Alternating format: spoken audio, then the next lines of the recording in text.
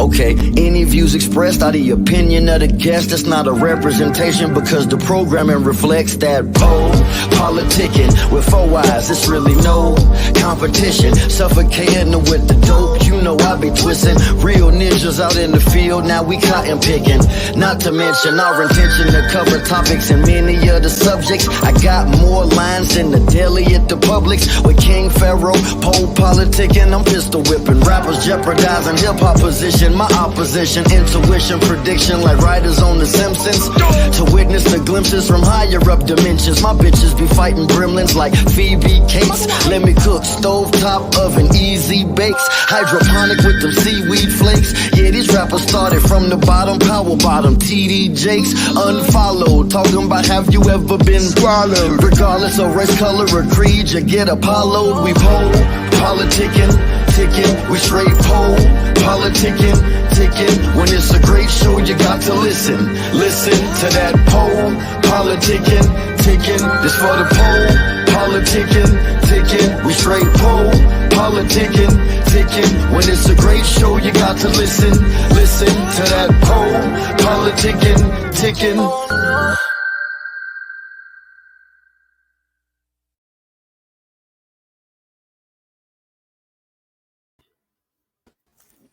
All right, welcome back to Lambo Truck Radio. Yeah. Now I'm messing with y'all. All right, welcome back to Lambo Truck Podcast. yeah, Lambo Truck Podcast. I like that. Now, welcome back to PoPolitickin, your home for hip hop. Right now, we're live on YouTube, X, Twitch, a lot of good stuff. 1212. I'm in the place to be with Abstract Mindstate. How y'all doing today? What's All good? right. Glad to be here. What's Yeah, good? I'm glad to be interviewing y'all. Like I said, I ran DJ Edition told me about y'all. Then I went across and listened to that music. I was like, man, this music is really dope. Like, I was like, man, it was really good. Like, I don't have nothing to say. Like, I don't got nothing to say bad. Like, it was dope. EP, you on there spitting. Thank you. Thank you. EP got that heat, but like I said, it's really good music, and it's like I think I was reading the article and they said Ye said like the people need it. It's good for healing. And I'm the same way. Like that's some feel good music y'all got going on. Man, we appreciate it. You know what I'm so saying? Yeah, no doubt. And I just want to kind of take it back a little bit. I just want to talk about how did y'all meet? Look like you said y'all met like over 20 years ago. 20. Older, a little more farther than that. We met at 90. Oh, okay. We met in 1990. We stepped out the game for 16 years, so 20. It's been 18 since, you know. Yeah. So how did y'all meet? Yeah. Boy, this story. We met at the outside of the train station on the way home for spring break. We both attended Jackson State University.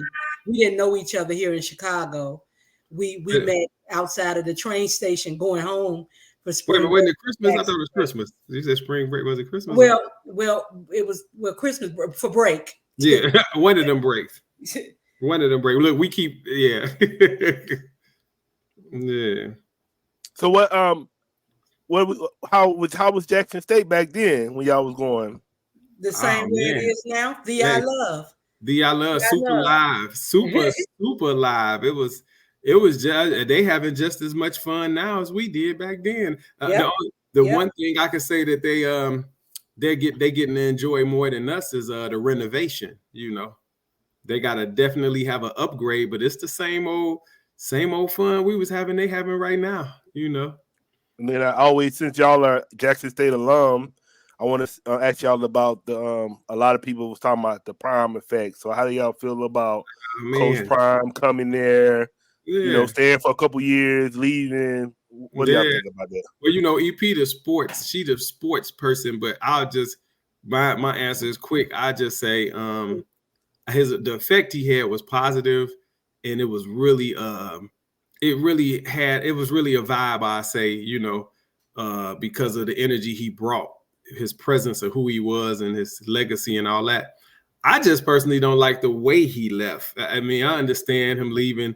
I just felt like he left kind of, it's just the way he left. It could have been better. Like it was very abrupt and very, you know, I don't know. It just seemed like it was a better way to exit than how he did. Like, you know, right when they at the championship, it was just a better way to me. I didn't like how he left. I wasn't trying to hold him back, you know, his money and his life. Although he stood on the soapbox and preached that it wasn't about money and God brought him there and all that. But you know, that's, you know, I just don't like how he left. So that's it. So I like the fact that someone with that much shine on him, they also shined a light on HBCUs, because we've had celebrity coaches at HBCUs, but they weren't as celebrated as Deion Sanders. And along with his presence, he bought a lot of money funding for the SWAC period. A lot of now famous athletes will be coaching at HBCUs now, because they see the spirit and the appreciation that they wouldn't get from PWC. So I think I may agree with Greg with old school about how he left. I think it would have been more apropos if he would have just finished his commitment. Right. Finished his commitment, then went ahead and broke out. But I do understand, from being a person that started off watching college football before I even started watching the NFL, the lure to teach or to coach at one of those schools. Because I remember when Colorado was that school. A lot of people probably didn't watch it. Stewart. Yes. Cordell, yeah. I remember when Colorado had the best running backs, the best, like Alabama was always a thing, but to be asked, and that was when Deion Sanders was in college. When he went to Florida State, Colorado was a powerhouse. So I think the lure of just being asked to coach at those type of schools was like, it overcame the loyalty that he had to work at an HBCU. And I think pretty much he did all he could do for Jackson State and for HBCUs, because he brought the shine. He brought, people know that we exist now. We've never been on TV this much. And now it's basketball. They got SWAC basketball games on ESPN. It's going to be, baseball games are going to be, you know what I mean? So he did that. That was him, So I'm not like, I'm not bitter. I'm understanding of it. I just wish he would have, just did a little bit, gave a little 2-week notice, like, right. A proper, it just wasn't a proper exit. Because a lot of people get it twisted, like, you don't want to see that man make his money. Man, I want to see any black man make his money. But it was just how he exited, on his, and then you could say how you exited on an institution of like just it's us. That's our people. That's us. That's literally a black college. And he had to know that when he left, his kids was coming too. Yeah, so exactly. You took the core of the squad with you. Yeah, he took Hunter too. Running backs, he took the safeties, he took the core of the squad. And then my bad. Go ahead. No, I was just saying my fear too was and it happened with a couple of celebrity athletes, because I saw a few. I was afraid of the what I want to say, like us not being taken serious now, like, oh yeah, like, you know what I'm saying? Like that other people like him, when they saw what he did, say, you know what? Yeah, I probably should just not, and it changed your idea of wanting to do it. You know what I mean? Because it's, if we don't know how an influence works. Sometimes influence can work negatively too. So I think his success, because he won. Like, I think his success would probably override, what most sane people would probably override the exit plan. You know what I mean? Like, he was really successful. Yeah. He was really successful. He was an excellent coach in the SWAC. Right. You have to, he can relate to us and we can relate to him. So. And then So I kind of just want to. So you were saying y'all met at the bus stop. Yeah. So how did that end up? Y'all ended up rapping together, forming a group.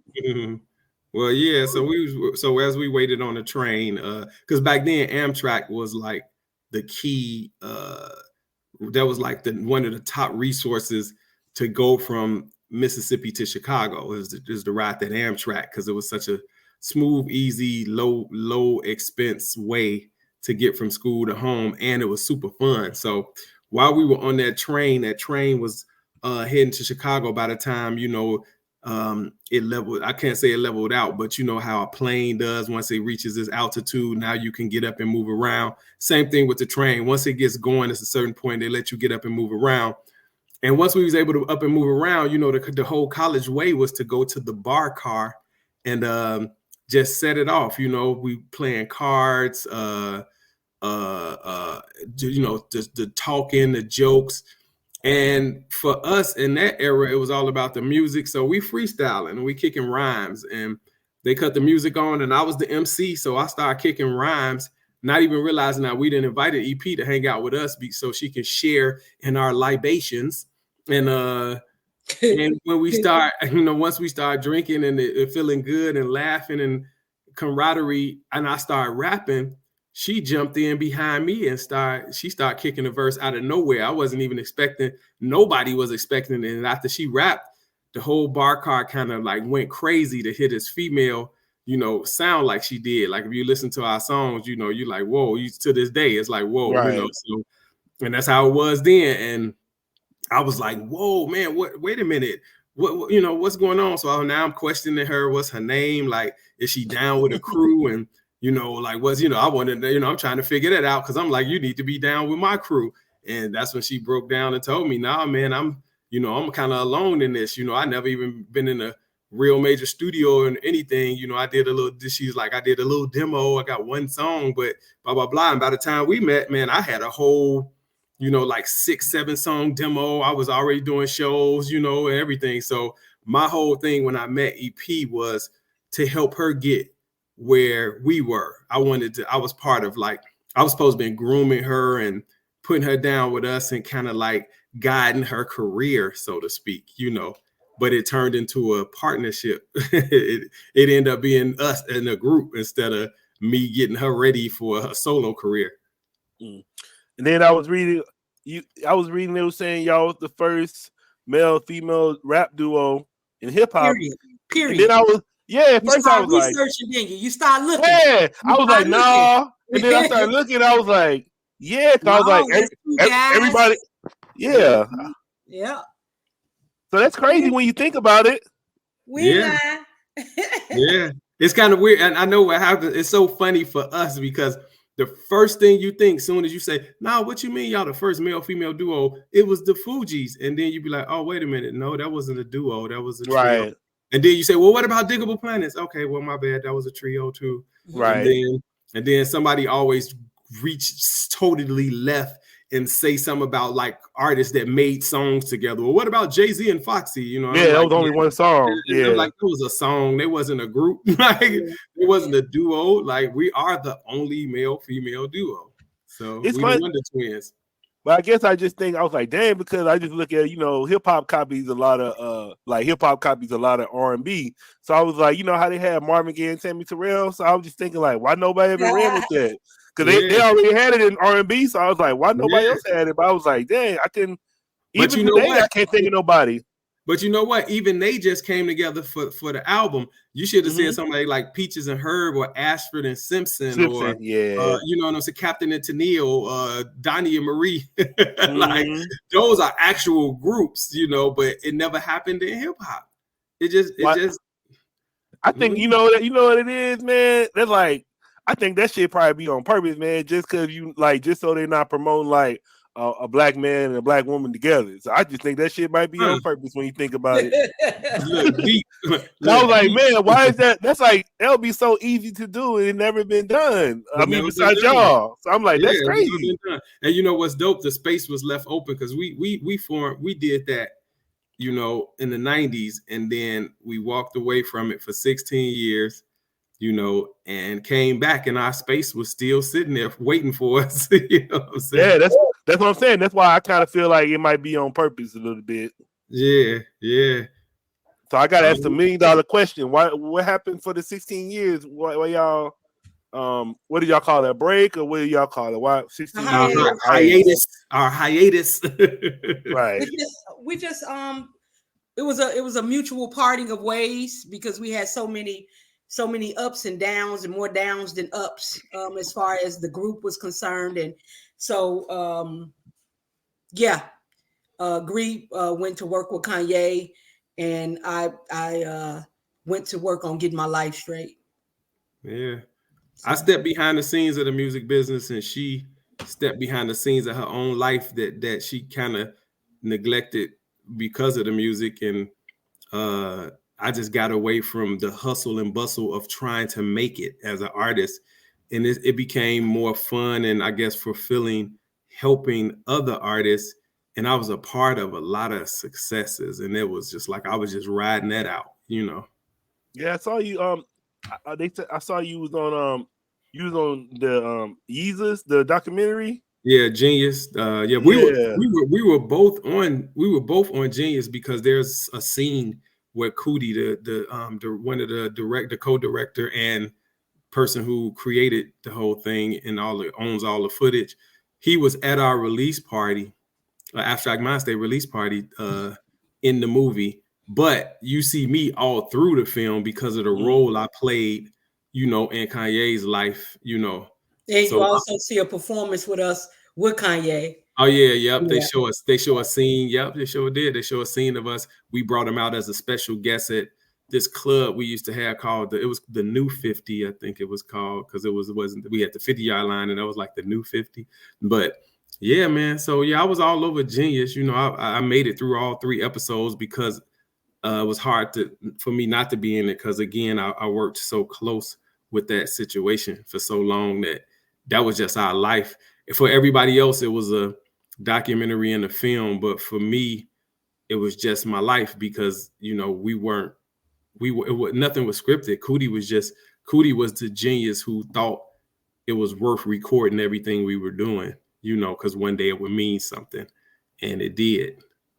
Yeah, I was reading your first A&R Good Music. Mm-hmm. Yeah, Good Music.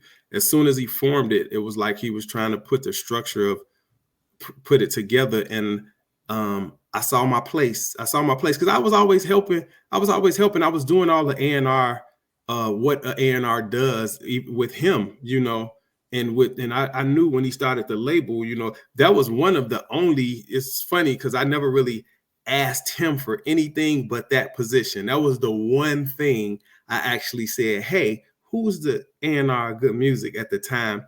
And he was like, yeah, nobody, you know. And I was like, that's what I want to do. And everybody was like, oh, well, when I say everybody, really, Don C.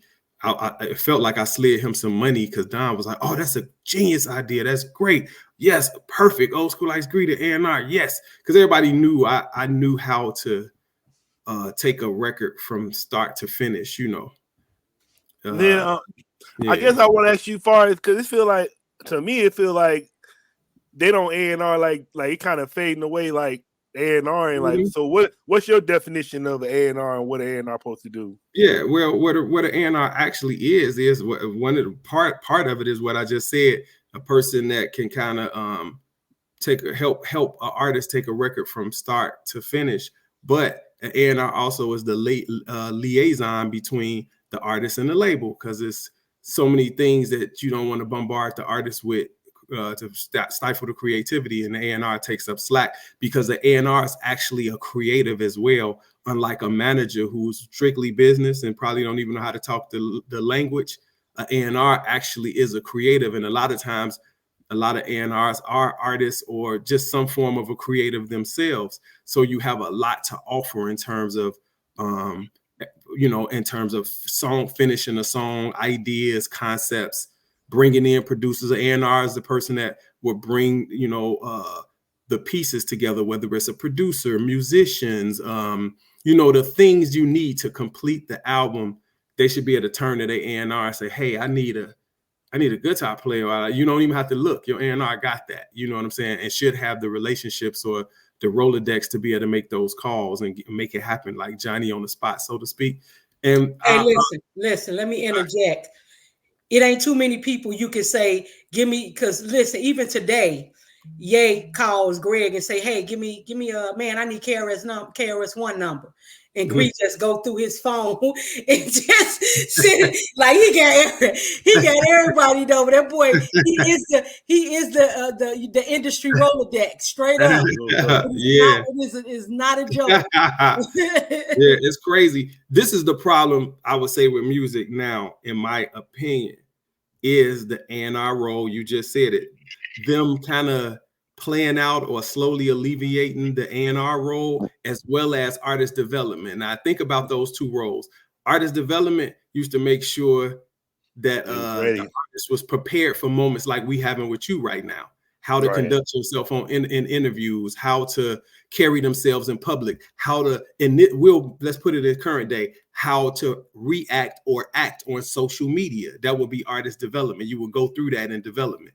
But then you have your A&R to make sure your record is staying on focus, like that you actually have a concept, and whatever your concept is, your A&R is there to keep driving, keeping you focused, because the artist can oftentimes be all over the place. You know what I'm saying? And so A&R's job is trying to help that focus and drive that. So those two roles, man, when those two roles got played out, the industry, I mean, they still exist independently. You get what I'm saying? Like if you have an OVO, or like in our case, we had Good Music, or whatever your independent situation is, you can have your A&R, and it's always somebody playing the artist development role.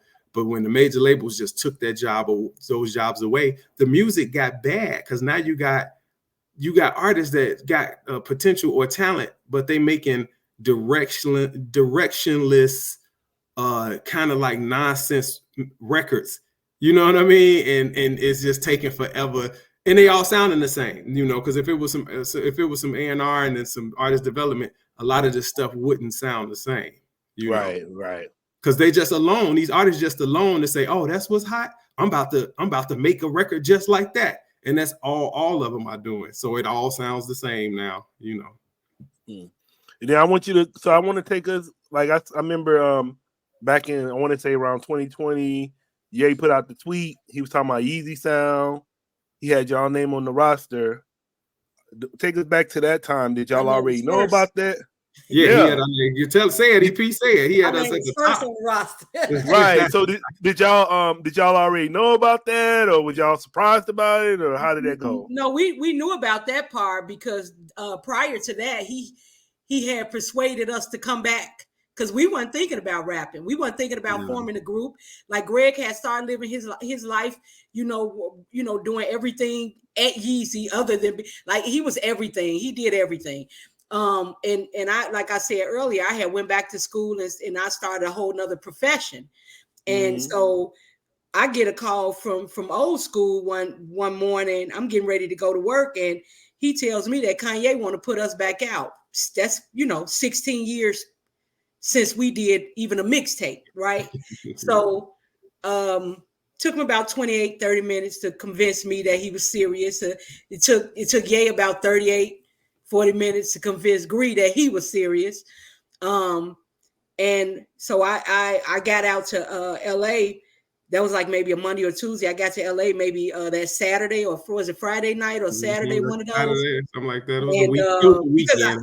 It was a weekend. Ye wanted me to come that day. You know what I'm saying? But I couldn't just, I was working, so I couldn't everything.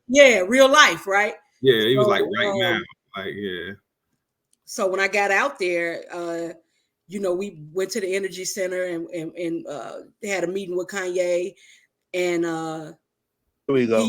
He pretty much, told us the plans and why he wanted to do it.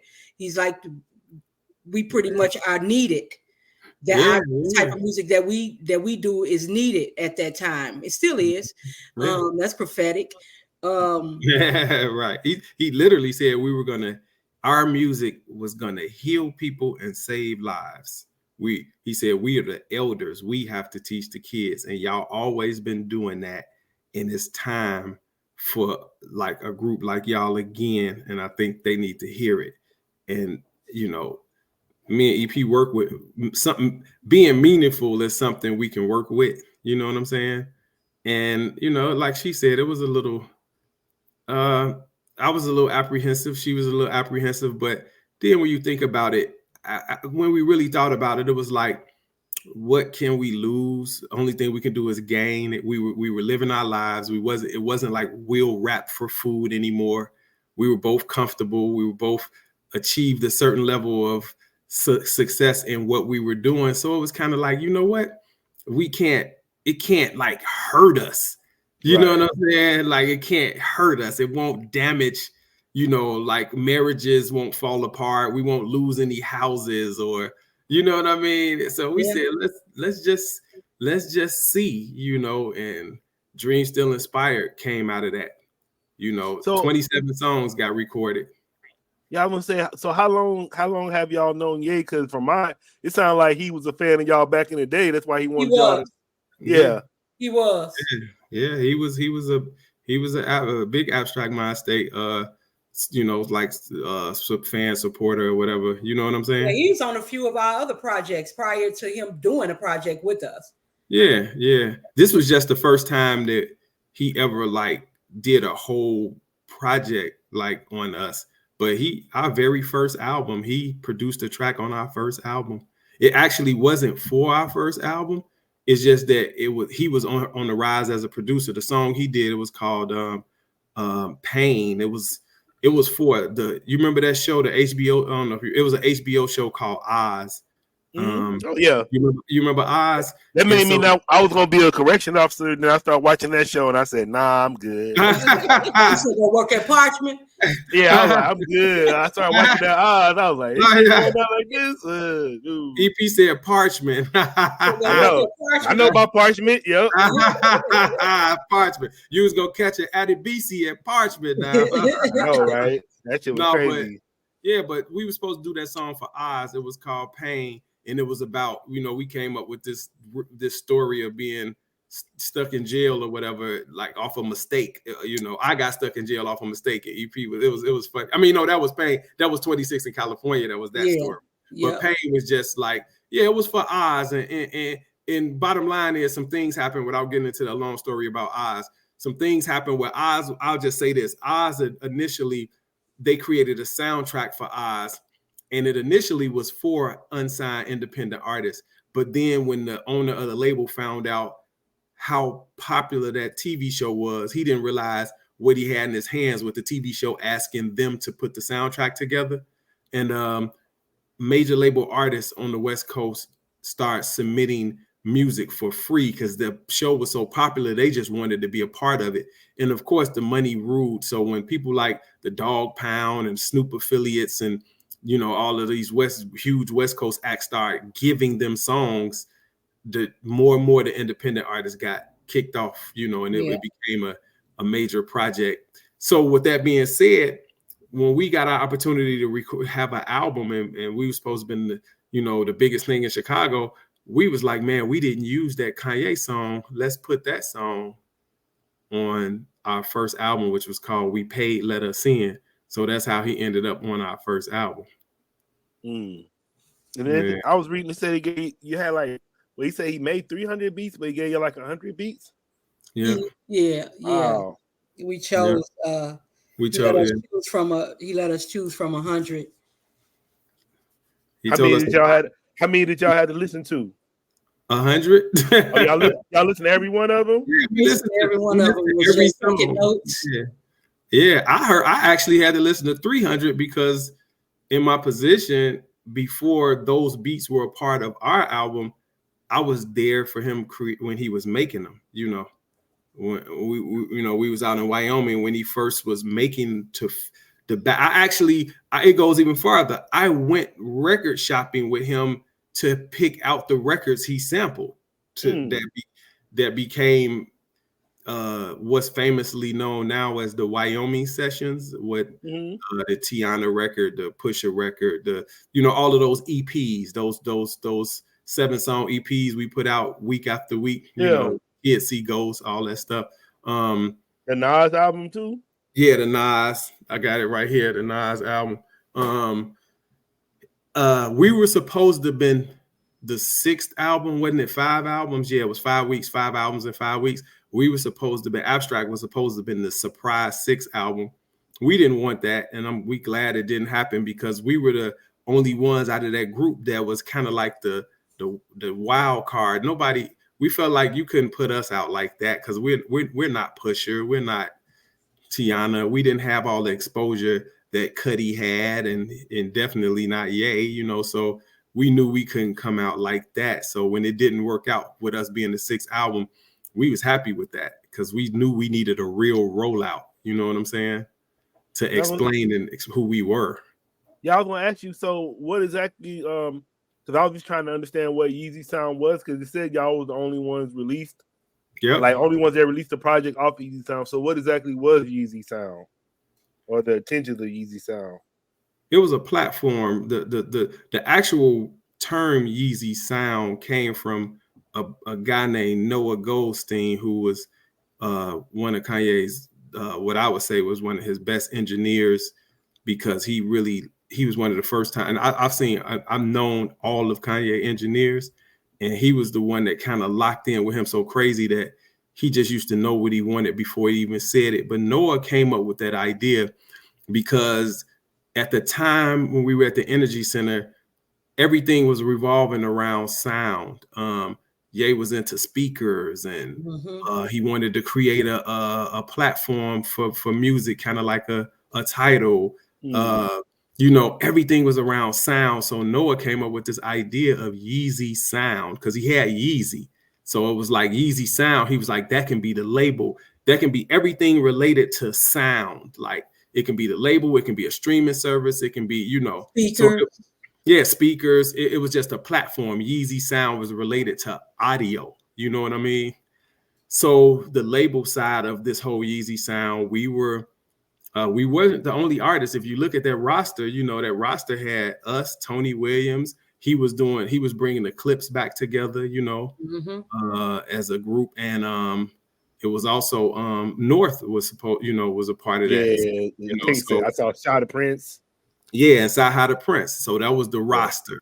But we were the only ones to date that ever actually released material under the platform. And, you know, and now, you know, we're in a new situation. We're no longer associated with Yeezy Sound. We're on we on old school label. We on old school label. Yeah, my Honest the Music. new project is completely produced by Young RJ from Slum Village. Yeah. We just him like I just talked to him like a month ago. Young Young RJ is so dope. He's so dope. Like, so y'all on tour with them, Slum Village?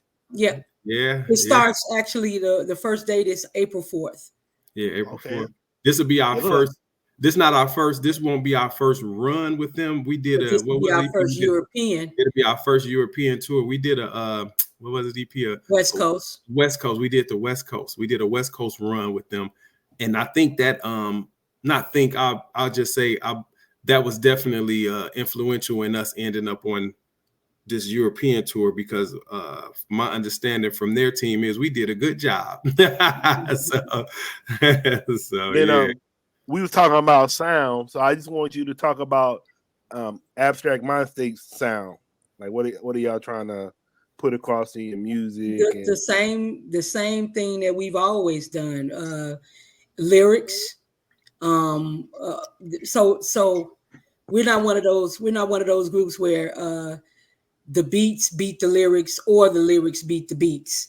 Like, we always seem to choose music and producers that we elevate their tracks and they elevate our sound, like our lyrics. It never fails. We've never worked with a producer where the sounds didn't meld.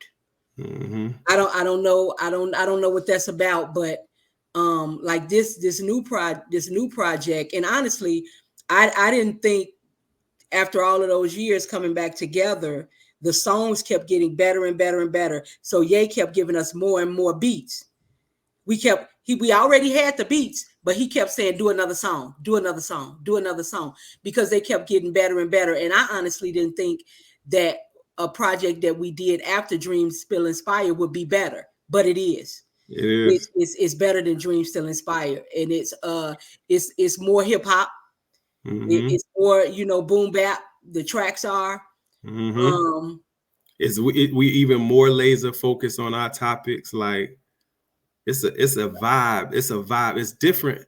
It's very different from Dreams Still Inspire, but the same in the sense that we didn't. I think we stayed on topic. I think Dreams Still Inspire. We had to. We couldn't get off topic. Yeah, well, yeah, it was. Yeah. It was crazy, but it's a vibe though. It's a different vibe. Like that's how, like I say, we have Chicago soul, then you have Detroit soul, and both of them are soul, but they're two different styles of soul.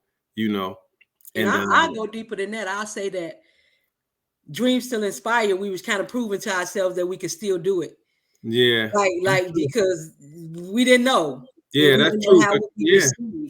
Coming back after 16 years was of not even putting the pen to paper for ourselves. At least that was a trip. So yeah, so our project is. Nigga, we know we can do it. Put it like this. Dreams Still Inspire was us getting back on the bike again to ride, and the art project is us popping willies and doing all the tricks that we used to do. Yeah. You know what I'm saying? We pulled out our tricks this time, so that's why it's a better album. It's even more comfortable. We always comfortable. When we get together, when Abstract gets together, we want the twin activate our powers or whatever. Like it's gonna be what it is. But this one and I'll say this, like for me personally, I got to rap on a sound that I always been very fond of. The whole, that sound that Slum has, that thing that Dilla and T3 and by 10 created that has transcended, into the Slum core. We got to enjoy that sound through young RJ. He got to sprinkle a little of that sauce on us, and it was fun, man. We got to play in a new, like I always say, we got to swim in another pool, Yeah, I like that song, the single I heard, The True Story. Yeah. Yeah, I like that one. Yeah, shout out to young RJ and Dave Ordinary on that one. That was a collab. Shout out to Simpton Dele Matolo, the female vocalist on there. We got that. I don't know if you hear it. It got that little light because that's a South African co-producer and a South African vocalist. So it kind of got that little, you getting a little bit of that kind of Afro beats vibe up in there along with the soul, So the EP. I want to ask you about they call it now like it's like basically like right now you got a girl rap wave going on. So how do you feel about the that wave right now? Like it's a lot of girl rappers out, but they're not necessarily rapping about like their topics is not necessarily what like you got the Sexy Reds, you got the you got a lot of them are vulgar. Listen to the names. Listen to the names, and that'll tell you if you really want to hear. Listen, Sexy Red, Rhapsody. Who would you want to hear? You don't want to ask me. My fault. But no, I don't. Greer tell you, he'll tell everybody else. I very, very seldomly listen to female MCs and rappers. Yeah, it's not. I'm still listening to Latifah, Lauren. You know what I'm saying? Rod Digger. I'm still listening to them. Yeah. Like I still, these chicks now, they still don't listen. They not winning. Not against me. Not against me, and not against Foxy. Honestly, they not doper than Kim. Yeah, like they not doper than Kim, and Foxy would beat Kim down to the earth. You know what I'm saying? So they ain't got nothing for me. I don't want to hear it. I feel like you need to be giving out some master classes. Hey, I ain't doing it. I ain't doing it. I ain't doing it. I try to just let my lyrics and like Grease say, the you know what I'm saying, the arrogance in my rhymes. I just say it. And everybody that hear it can take. I just know it ain't too many females that really want to see me. You know what I'm saying? It ain't too many females that really want to see me as far as like in that dojo. So I'm gonna say she get kind of slack, but what you think about Nikki? Nah. It's Nikki You don't not think bad. she can go with Foxy? You don't think she can hang with Foxy or Lil Kim? I think she The old Nikki. I was gonna say that too. The old Nikki, the old Nikki before she got Barbied out. When she came in like giving it to him. Like she came in like she was scaring dudes. Yeah, but then she watered herself down. Didn't nobody even have to do it. She watered herself down, to do whatever she do whatever she did and to fit into whoever she wanted to be, songs she wanted to be on, and who I think she went more pop. Like I don't know, like a pop rap. But when she came in, it was hip hop. It was hip hop over some gangsta ass beats, but it was hip hop. And but then she just went like super Drake on me. You know what I'm saying? And you know what? Drake got lyrics. I was about to say I wouldn't even give her like, because Drake's found a way to Drake found a way to do his kind of pop. She do too. But the only thing about Nikki is, in my opinion, is I'm gonna use a term that my guy Sakaya used, and I thought it was dope. Nikki's everything about her she's a sore winner, is what I call her, a sore winner. I got that from Sakaya, meaning like you got everything, you pretty much won, but somehow your approach to everything you're doing is angry, like something like you're not in the place you're in, and it's affecting her artistry. And in my opinion, because I'm a purist, so I remember like EP. You remember when it happened, right? You remember when she started feeling. You remember who came out and she started. And even Cardi B. Right. And it was just like I felt like that was the perfect time for her to just go back to that thing, or let the space, let it breathe, and let Cardi do her thing, and she just show and prove.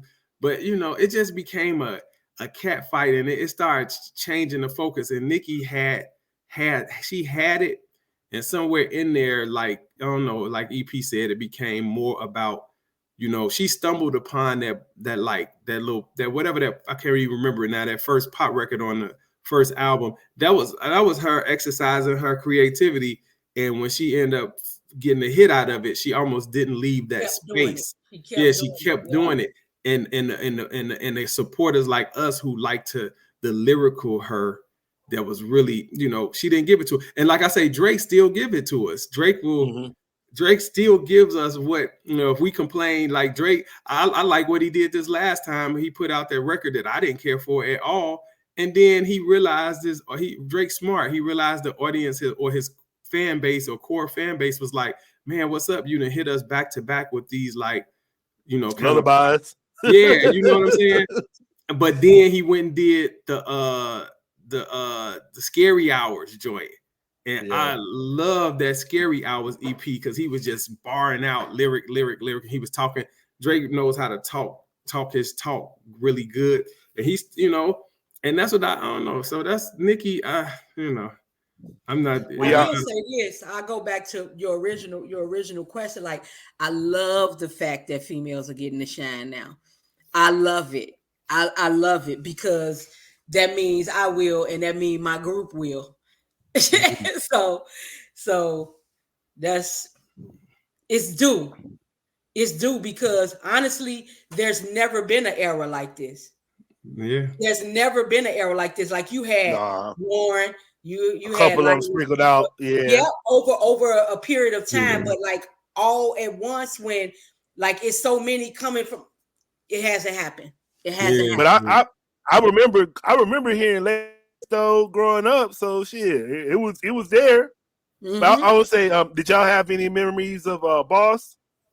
Oh man, I used to love Boss. Come on now.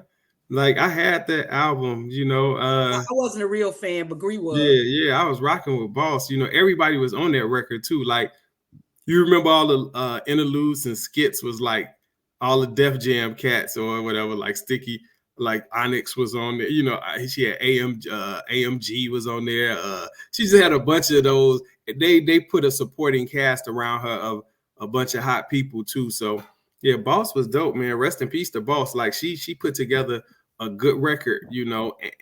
And if you peep, just like speaking to that, I was reading, I was on, you know, when I saw the post about her passing, I read some of the comments and somebody was like, yeah, her career went down the drain when she got discovered that she really wasn't, she was like you know, well off. She was gangster, Yeah, yeah. she wasn't gangster. And I was like, no, that wasn't the truth because she put her record started off with an interlude from her mother saying, I don't know why you're doing this, you know, and it was Michelle or something. She was like, you come from a good household. She put it out herself. It was on the record. Like, you know, and her whole They didn't thing discover nothing. they didn't discover anything. I'm like, that wasn't the reason. That wasn't what happened with her. She was, I think, putting it out there that she was being rebellious against her upbringing because she was brought up, you know, very silver spoon, but she decided she gonna hang in the streets and smoke and hang out with the gangsters, and that's what became her, you know. So what would you say happened? What happened to her career? Yeah, I think she was a little like a lot of like even us. She was just a little ahead of her time. Boss was so gangster like NWA that it was just I think a little too hard to swallow then. You get what I'm saying? So she had a couple of hits and then it faded and then it went away. I think it was just too much. You got to realize how hard it was then on females. And that was unfair because EP will tell you, I absolutely love female MCs and I always have. And it was hard. So, but Boss was almost like a dude. Remember she had the lokes and the bandana. Mm-hmm.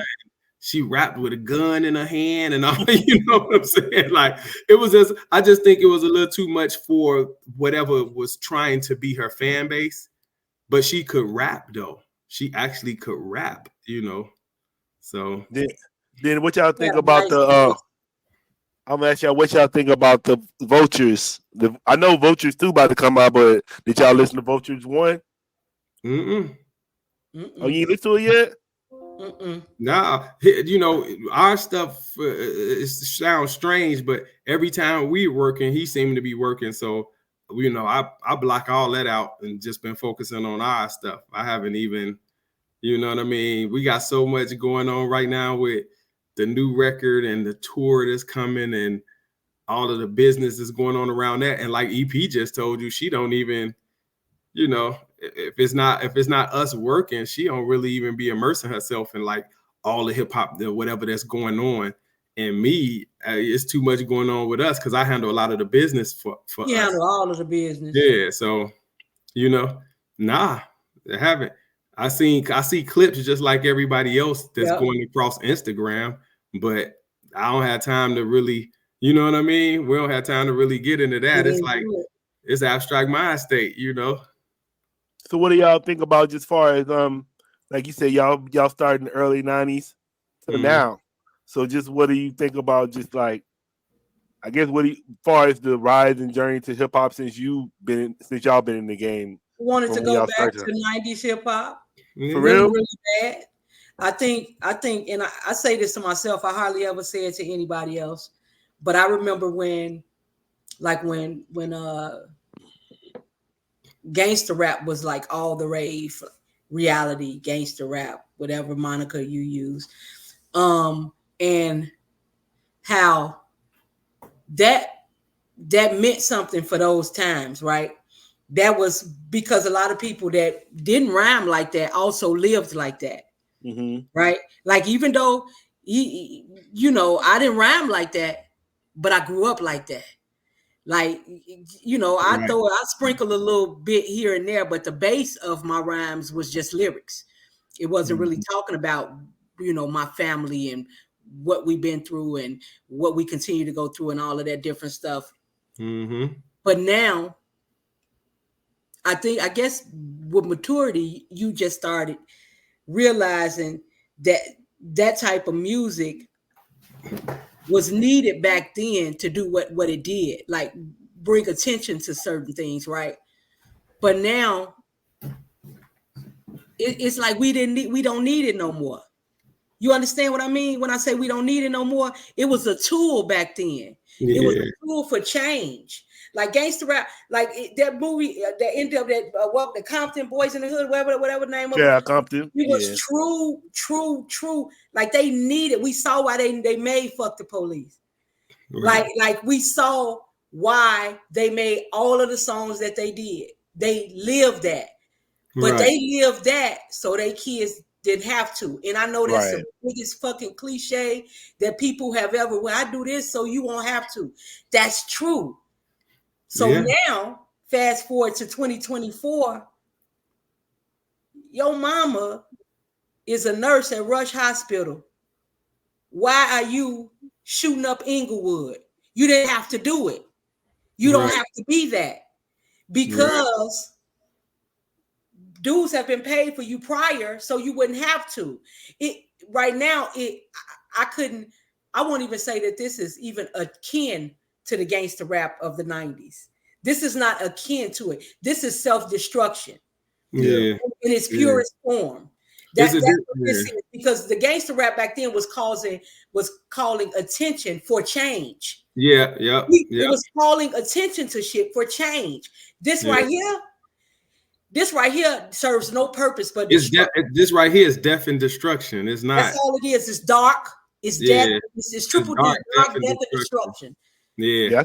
I saw out here where I live, I saw some graffiti on the wall over here, and I'm like, bro, like, first off, rent over here, just to rent something is about 3 G's. So everybody over here, parents working, it's a B city. I'm like, ain't nobody, people want to be, everybody want to be gangster now. I'm like, this ain't no gangster.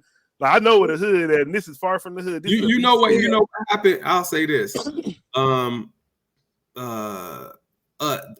I guess we sold it too good because our generation or the 90s era or just golden era, whatever you want to call it, that era back then,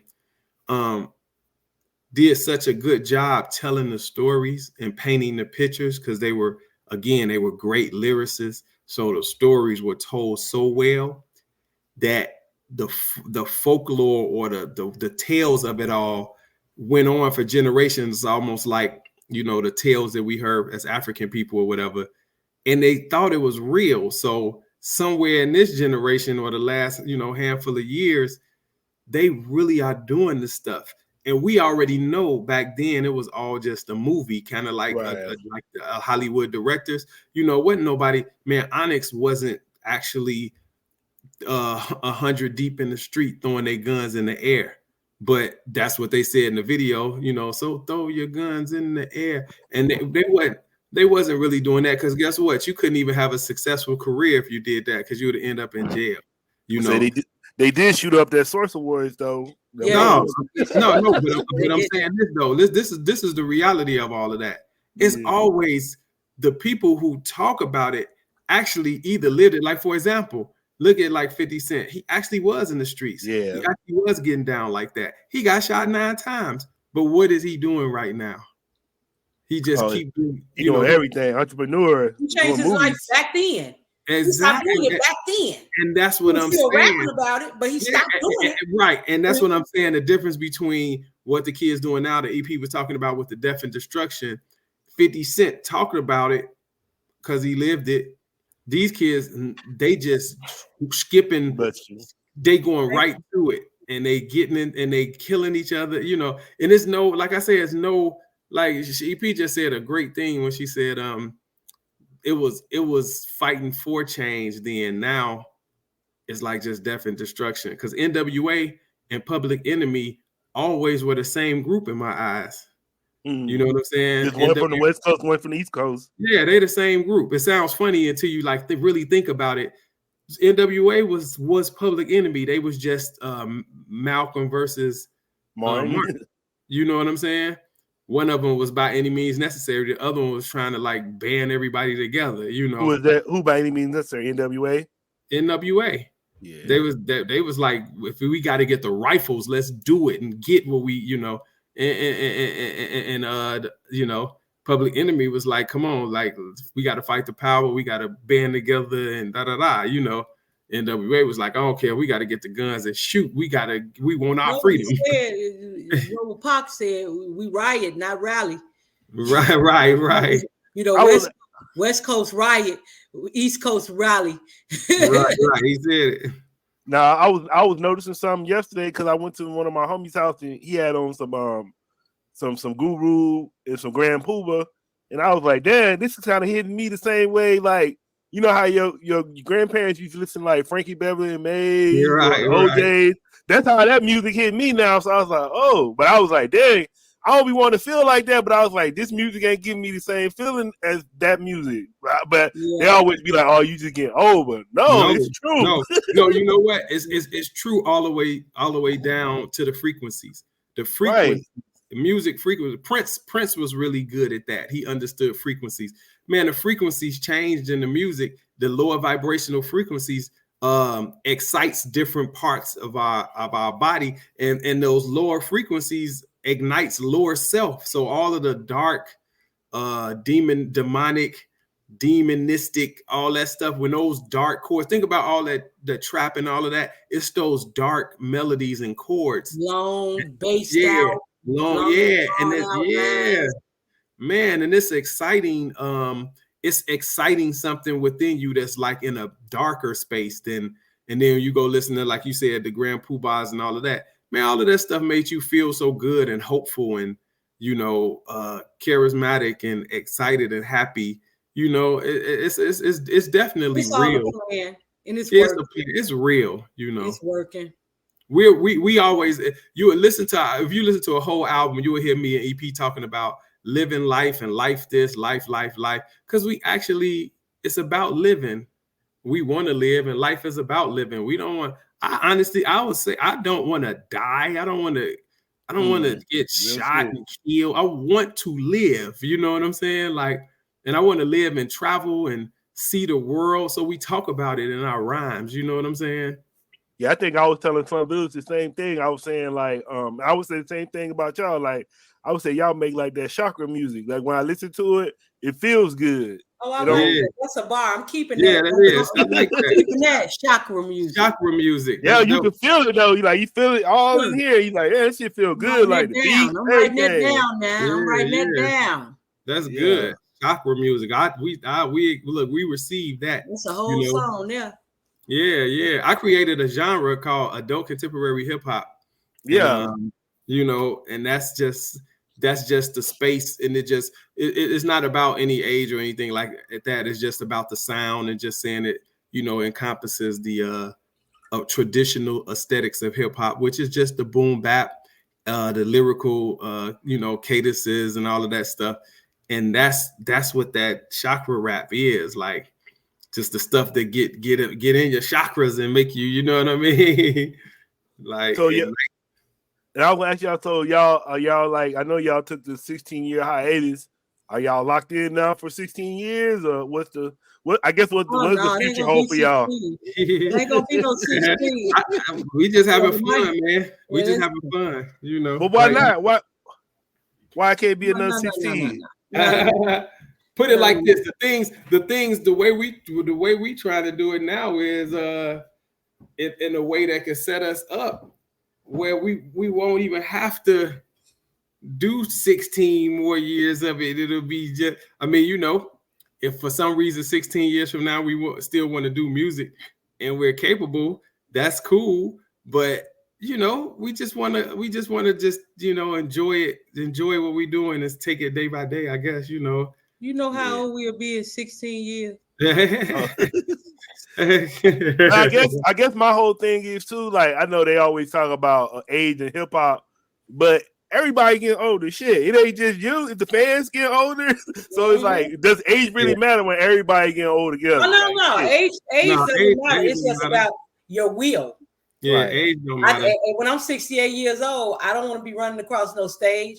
I want to be running across somebody's beach with a coconut in my damn hand and chilling, not having to do anything. Look, living in Africa.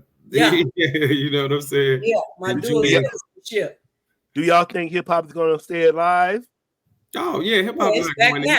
Y'all don't think it's gonna get y'all don't see it getting gentrified like the other arts we have? Well, it already got gentrified. Like, so whatever gentrification that had happened, it already has happened. Like those who showed and proved rose to the top, and those who didn't, you know, we don't know about them. You know what I'm saying? I think hip hop is here to stay. Only thing we're hoping, and I know I can speak for both of us on this. Only thing we're hoping is to see it get back to the foundation, the lyrical side of it, the fun loving side of it, the light side, not the dark side. You know, that's what we mean when we say stuff like we want to see it go back to the way it was. We're not saying take us back to 1990. No, we're just saying bring that spirit back, because that spirit was a good time. That was positive. Yeah, I was gonna ask you, like how Ye said y'all music heals. Why do you believe your music heals? Because it's the opposite of what's killing them. It's totally the opposite of destruction. Like our music, we talk about stuff to improve your life, not end it. Mm-hmm. We speak life. EP said that in the rhyme. Speak life. We speak life. Like, you know what I mean? We are Abstract Mindstate is not we real food versus processed food. We're the home cooked meal versus McDonald's. We're the garden growing our own vegetables versus going to the grocery store. GMOs. GMOs. Yeah, you know what I'm saying? Yeah. And that's it. That's you know, that's it right there. And then what would y'all like to say to y'all fans and supporters? Keep supporting. We bringing the vibe back. Right. Back for y'all. Yeah, help us. Back for y'all. Yeah, help us out. Did y'all have was the same fans around, or did y'all have to like just get new fans? Or were the same fans waiting on y'all from both?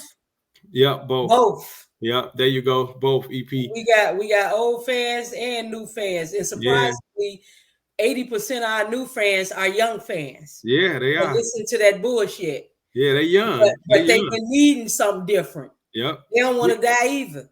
Yeah, they've been talking to me at EP, man, a lot in our DMs and our IMs, all the different little things, man. They be talking to us. They be thanking us for this music and how they've been waiting for something like this. And you'll be surprised how many.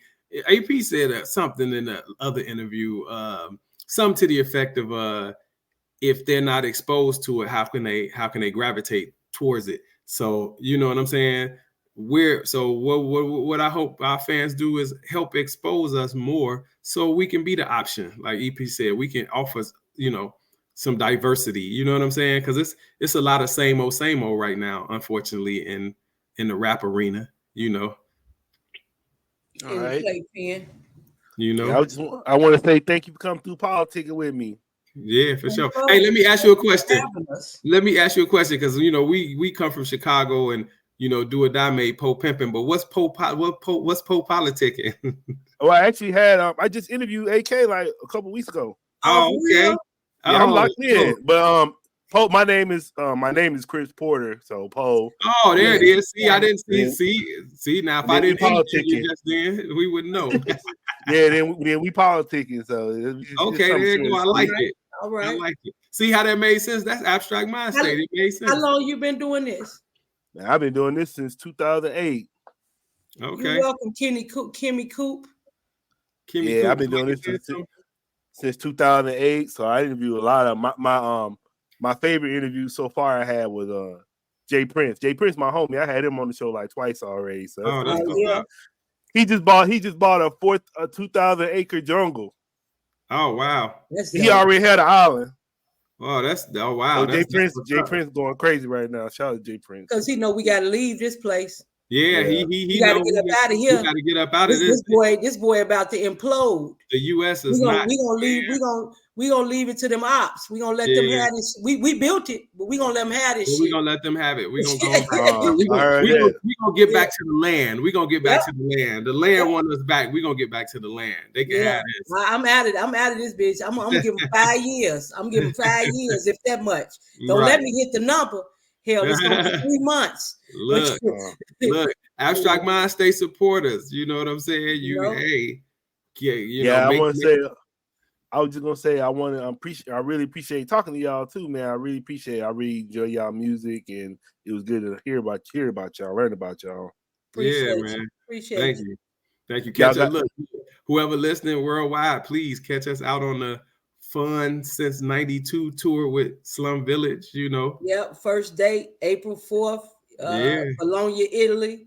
Yeah. Rome. Yeah, and definitely. We out there from the 4th. We out there from the 4th to May 5th, April 4th to May 5th. That's amazing. A lot of dates for you to choose from. And please, please, please stream True Story. Abstract Mindstate. True Story is on all of the platforms. First single off the brand new album that'll be out soon called The Art Project. Yes. And are y'all happy that y'all produced totally by Young RJ of Slum Village? Are y'all happy that y'all reunited and came back and put some new music out? Oh yeah, for sure. This has been fun. Like it's been fun. We always we crazy without the music. We just got so much years of jokes and time together but it is fun to make music with the time that we've had together, and you can add music into that. So hell yeah, it's been great. Last thing, I was going to talk to y'all. I forgot to mention how it must be an underground railroad between Chicago and Mississippi, because my granddad was from Mississippi, from Chicago. It was a pipeline going from Chicago to Mississippi. Something going on there. My family's from Utica, Mississippi. Okay. Yep, right between Yazoo and Jackson. Yeah. You know, that's the results of the Great Migration. You know. You know, after slavery, when the Southerners were heading north for work, you know, you trekking up 55, north. The first place you get to is the west side of Chicago. You know, Chicago was the big place, was the major city. You know, so Mississippi and Chicago are gonna always be linked. You know, forever. Y'all want to hit them with y'all social media and anything? Yeah. EP. I got it right there though. Okay, you got it right there. Well, that's the groups. That's definitely the group. Mine is at EP, D as in dog, A, Hellcat. Yep, and I'm at Old School, but it's spelled OLSKOOL_ICEGRE. Old School Ice Gree. And then you see the groups. Like whoever's listening and watching, you can see the groups right there.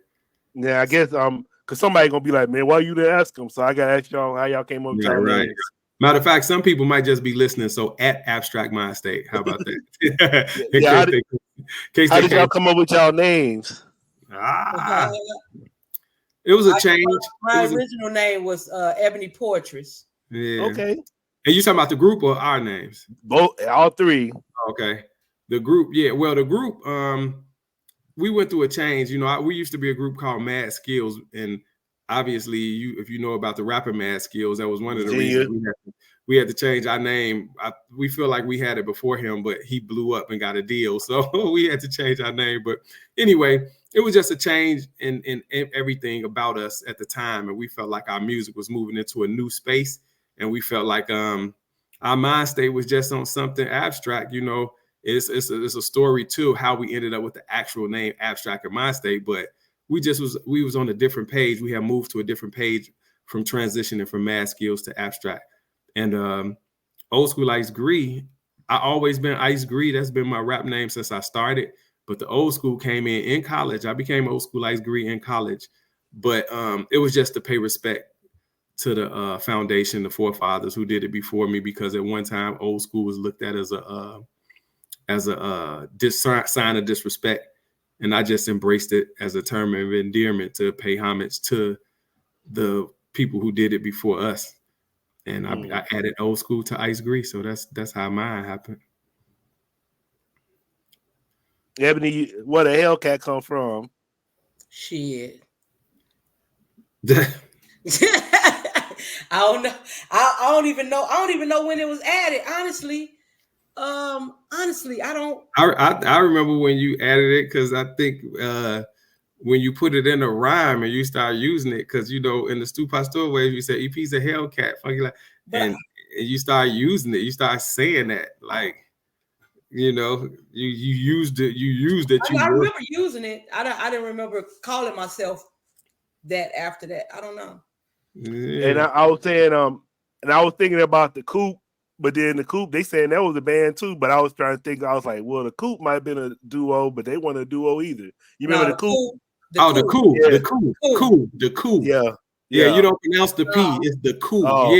Yeah. I actually was at one point in time. I was cool with Boots. He used to, when I worked at Loud, he used to always come up to Loud, and me and him used to talk a lot.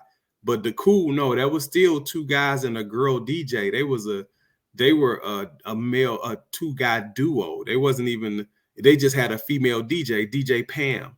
So that wasn't, that's not it either. Abstract Mindstate still stands. Well, stop looking, man. Stop looking. No, I'm just glad that I got some hip hop history that I can claim fame too, so I can be like, yep, I interviewed the first hip hop female and male rap duo. I had them on the podcast, so I make sure I represent. Right. Anybody try to say anything else, they gotta come through me. Right. All right, y'all. We gonna have to get y'all in the future, and y'all have a safe tour. All right, man, thank you for having us, brother. And once again, stream, download True Story, Abstract Mindstate. Yep, all right, y'all. We out. Make sure y'all get some merch off my website, PoPolitickin, at my Shopify. PoPolitickin.